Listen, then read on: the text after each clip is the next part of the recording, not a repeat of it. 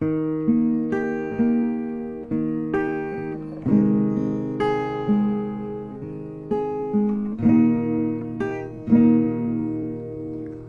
อนี้วันแม่ขอให้แม่มีแต่ความสุขอย่ามีทุกข์ลูกคนนี้ขออวยพรให้ขอให้แม่มีบุญบารมีอยู่กับลูกแบบนี้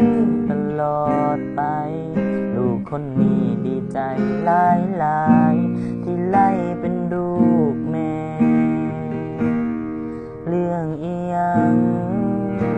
ที่ลูกได้เฮ็ดผิดไปขอโทษได้หลายแม่จงให้อภัยกับลูกแน่เด้อ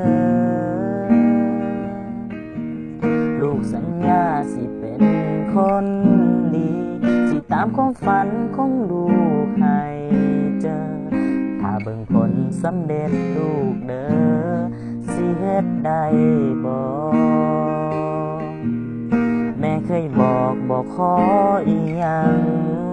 ขอให้ลูกได้เป็นฟังเป็นฟ้าสำนีแม่ดีใจแล้วล่ะลูกลาเอ๋ยขอสมสายน้ำใจผู้หญิงคนนี้อีหลีเป็นผู้หญิงที่บ่เคยทิ้งเฮาบ่ว่าเรื่องใดลูกสิเฮ็ดผิดหยังมาก็สร้างแม่ก็ยังคงให้อภัยลูกคนนี้นับถือน้ำใจ